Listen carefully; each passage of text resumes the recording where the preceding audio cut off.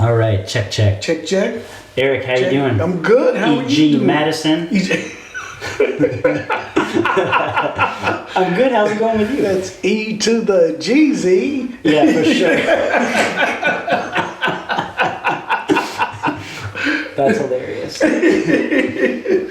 Man, so you're doing all right? Yeah, I'm doing okay, man. Okay. I'm excited to introduce a new poem. But first, anything going on? Anything new? I can't think of anything. I can't really either. I like our new drum kit for live shows. It's pretty sweet. Yeah. Did you say for live shows? Yeah. We're taking this on the road. Oh, for sure. All right. For Sheezy? For Sheezy. Don't try to be cool, Mark. Just don't. No, yes, I love it. Was it Red's Ale House the other night that I pulled up with like hip hop so loud in the car? So loud. I mean, that's like predominantly an old people restaurant. And I was banging, man. You were. The lead singer of the Dirty Heads put out like a solo album. It's wildly inappropriate. But man, it's got like good mixes and synthesizers, and like the whole thing's kind of pirate. It's really good. It's called like Sword Beach, I think. Yeah. Anyways, don't play that for your kids. But do play that. Before you make art. Yes. Yeah. I'm good though. Today we're gonna talk through a poem that we're gonna throw up on the YouTube channel called Triple Ripple. Triple Ripple? Yeah. Wow, would you mind explaining? Sure. So, triple ripple is the phrase I like to use when I'm explaining to people the difference between the world outlook of ancient literature and how we think as a modern. Okay? The big word for how we think about our place in space and time and history is cosmology, right?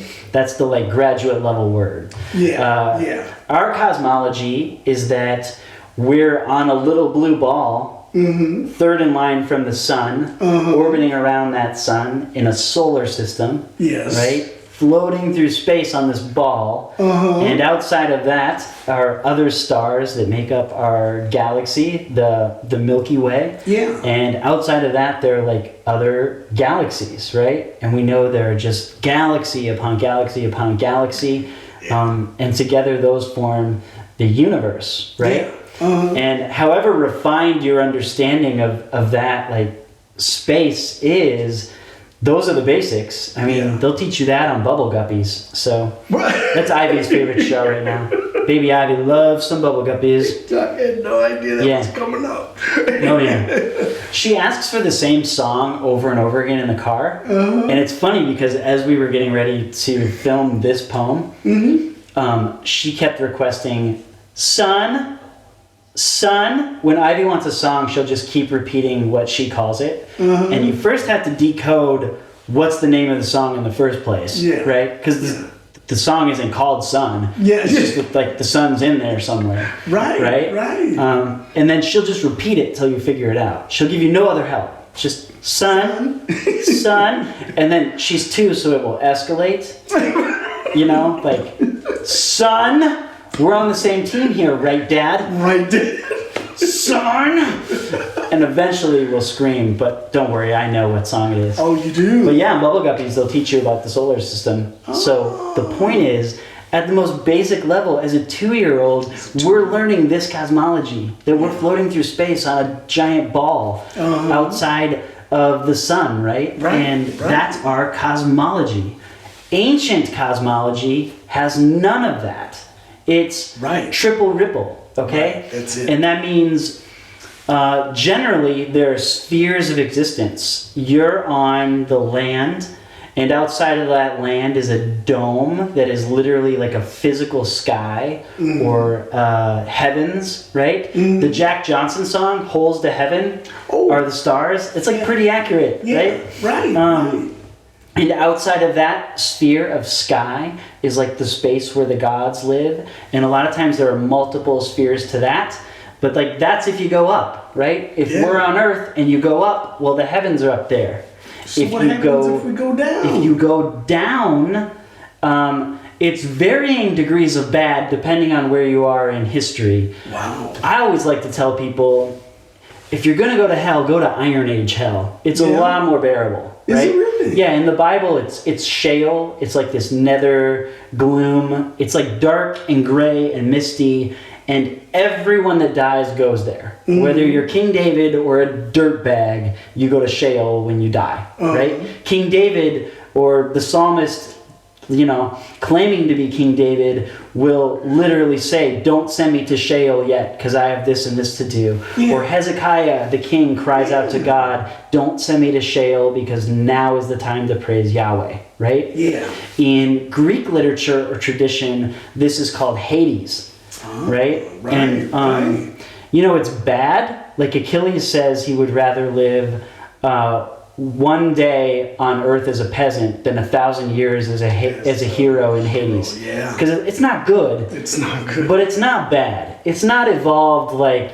you're being tortured by a devil or a raven's pecking at your intestine for eternity, or you have to roll a ball uphill forever or hold the world up. It's not like creative, like Hellenistic hell. Okay. But it's not great. They had some creative stuff. Yeah. But the point is this. You're in the middle.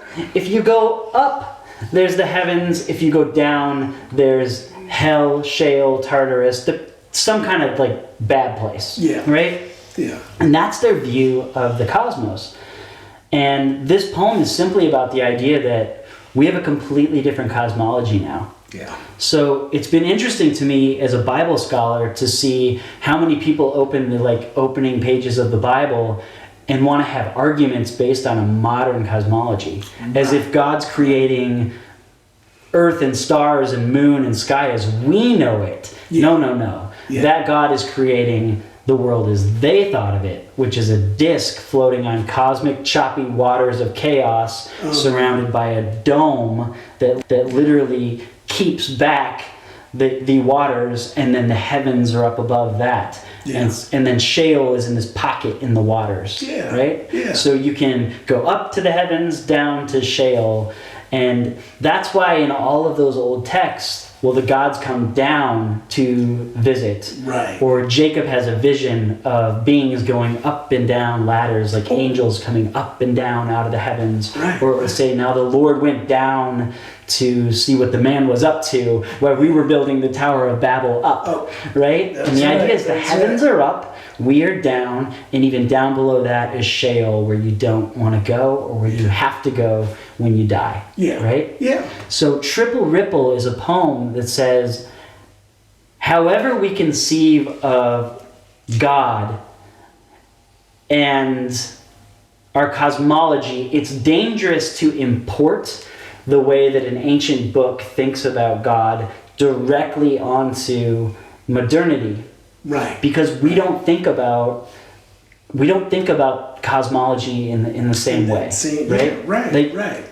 For me, God is not a sky grandpa sitting up on the top level of the third tier, while I'm in the middle trying to get that God's attention, hoping he doesn't get mad enough to send me down there. Yeah. Right? Yeah. But that's the dominant conception of a lot of ancient literature. Yeah. Whether you're looking at Zeus or Yahweh, the temperament of the God is get him mad enough and you'll go to the bad place. Yeah, right. Get in their graces good enough and you'll go to the good place. And I think as a modern, we have to have better names for God.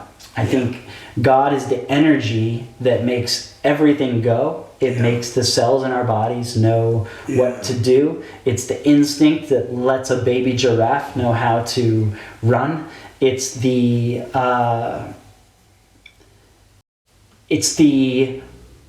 fast muscle twitch of an impala to run from a lion, and it's also the crouching lion that can instantly leap. God is in all of it. Right. And it is the God that spins planets, and it is the God that makes like a beetle go. Yeah. And that is the God we're naming. Yeah. We have another poem called Everything in All Things. Oh yeah. That is basically saying, I'll never stop naming God, but I'm really done naming God as this small or particular. Right. Does that make sense? Absolutely. Yeah. How's that hit you? Like, well, you had mentioned the other day about God being a process. Wait. yeah. Is that how you said it? Yeah, and it's not my idea. It's a very not. important philosopher by the name of Hegel. Yeah. He said, so many of you are arguing about whether the person of God is good or bad, on your side or not on your side, contains evil or is fighting evil. And Hegel says, what if you take a step back and first define God as the process that makes everything go? And see, for a lot of my friends that cannot believe in a God, the God they cannot believe in is Sky Grandpa. Yeah. And that Sky Grandpa could be a loving parent and yet still allow the earthquake to be ravaging Turkey and Syria right now. Right? Yeah. Or in Triple Ripple, the poem, it talks about the frustration of if you view God as sitting in the sky on the third tier making decisions, there's this great tension in us when we can't understand the dictates or the promulgations that come from that throne or that deity. And it says,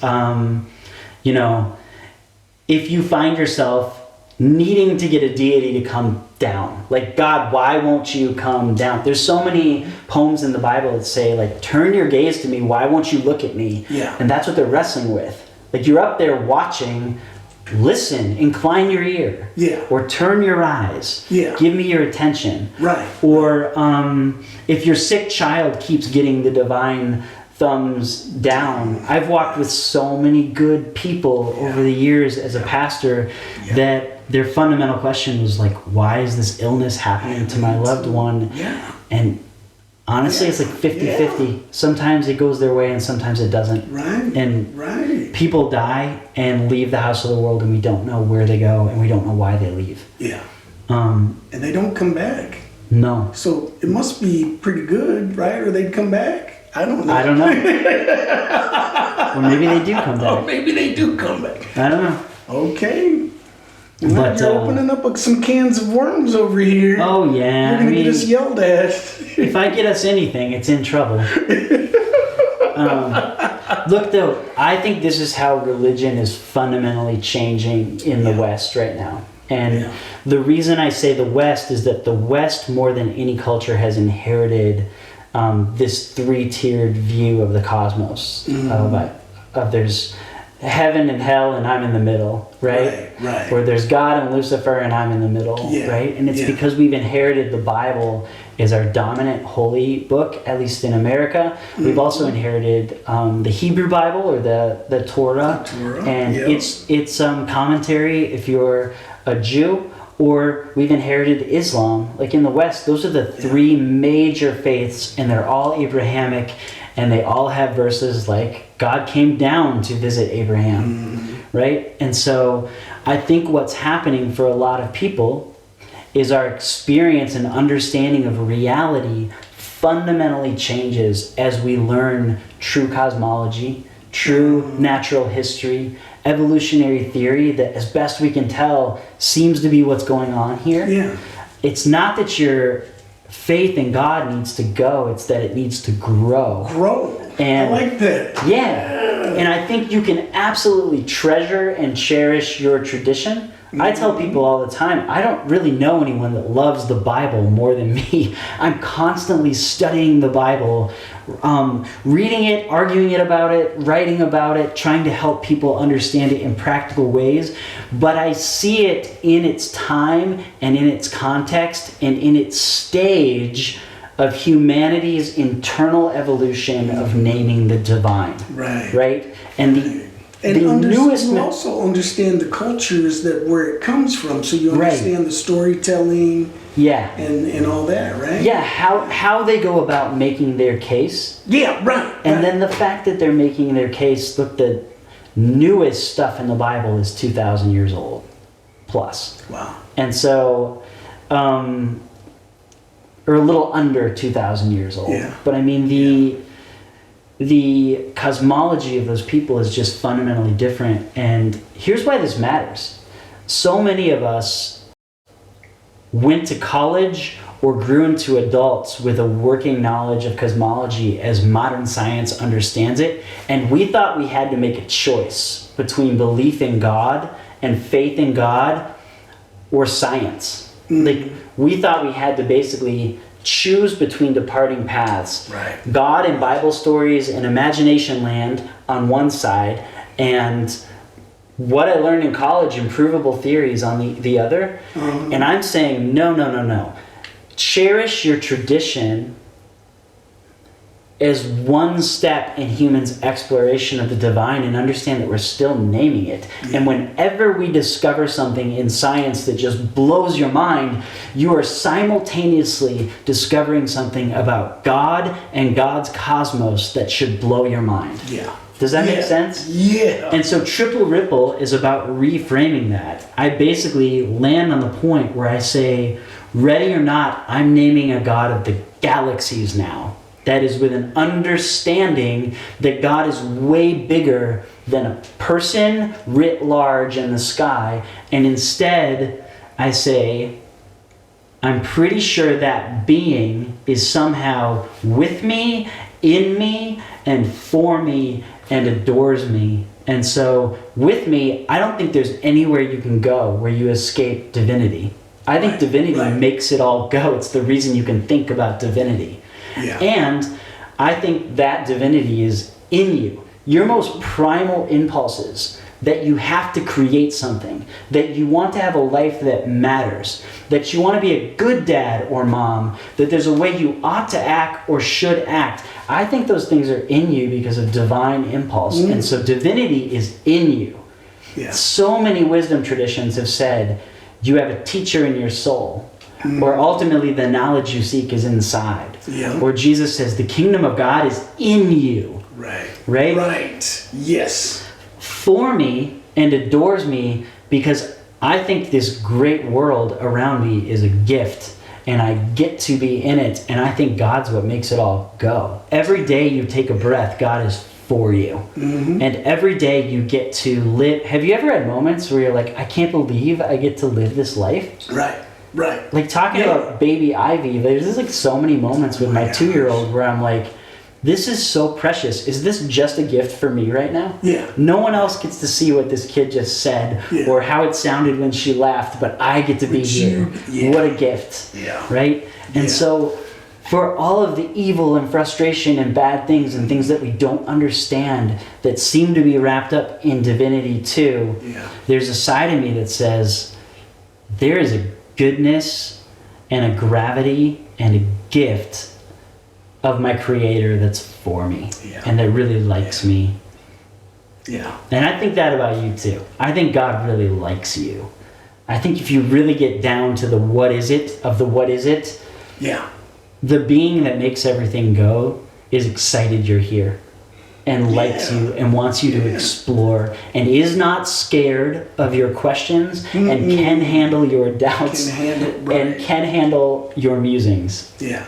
And so, Triple Ripple is about being wary of conceptions of divinity or God that are stuck in time and just importing them into now and inviting you into the wonder of saying, based on everything we know now, what is God like? Right? Yeah. Yeah. So that's Triple Ripple. That's it. Yeah. And if you listen to the poem, you'll hear that. That's what you were doing. Yeah. I was just excited we had cowbells.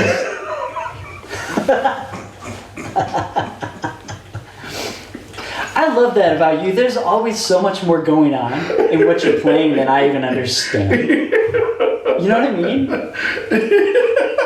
I literally, we just did it in like one take. It was awesome. And I literally thought, he brought cowbells. That was my level of attack. I think that's okay. My drum god is a stick figure. Is it?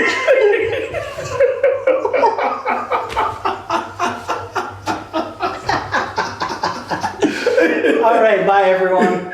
Be good to each other. Oh, that's hilarious.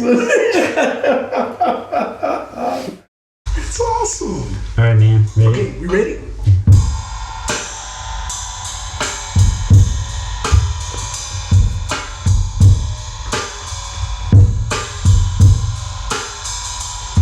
If you study or speak of gods and humankind with one of the old world faiths in mind, the driving conception of reality is triple ripple. Heaven on top, earth in the middle, nether gloom below.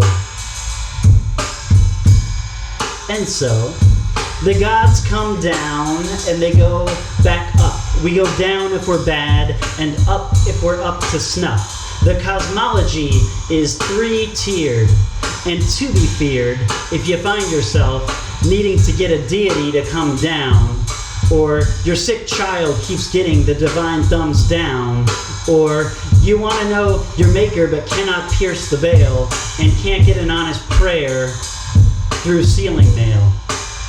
Or even worse, you find yourself cursed to head below, to Sheol, Hades, Tartarus, or it just follows you're probably not going up once you're in the ground. Here's what I've found in my seeking.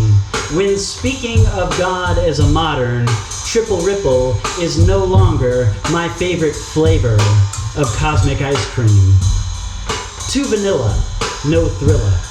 Because we've been to space in rockets, and there are no beings going up and down ladders, or pockets of space just like the heavens. Just matter elegantly exploded and deep space precision with many more divinely made layers than 3.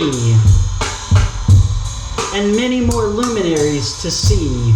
And so, my decision has been to name God better, bigger, wider, with no fear of up or down, and with milder levels of determinacy.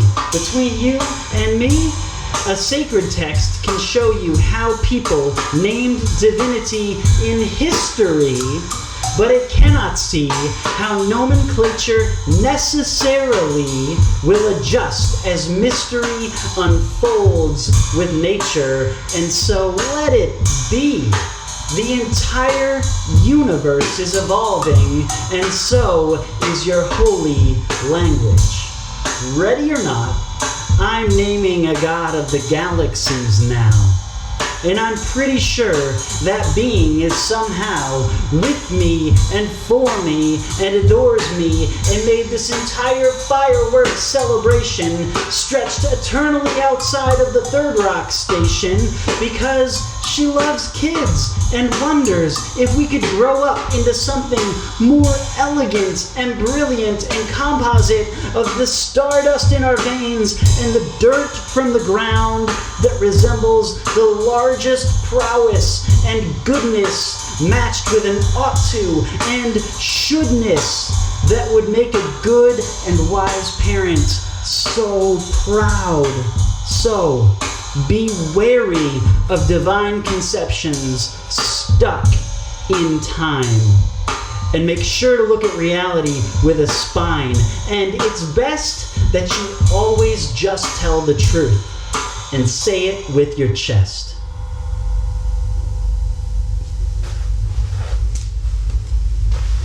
That was good. Yeah. Mm-hmm.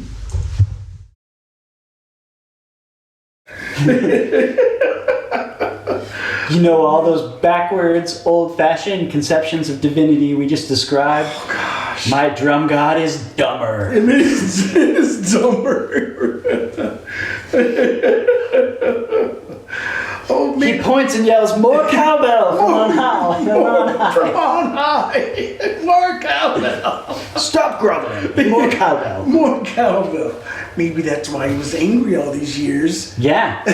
No one had their cowbell going. Right. To his liking. To his liking. To his liking. More cowbell. For me in my divine court, it is more cowbell. It is more cowbell. Ding, ding. God really likes you. He's the mom in the audience at the football game, yelling your name and beating a cowbell that makes you think, oh my word, Mom, stop. Stop, Mom. But she does love me. Oh my goodness. Oh wow. That's incredible. I'm naming a heresy of the galaxies now. I think we're going to be in trouble. When have we not been in trouble? Oh, that's true. Write us nice emails, everyone. If they're mean, just keep it to yourself. Keep it to yourself. I know what made you mad there. No, we love you. Bye, everyone. Bye. I should shut this off. Did I just wreck it? You're good. We got good stuff there. Man, that's awesome. That's awesome.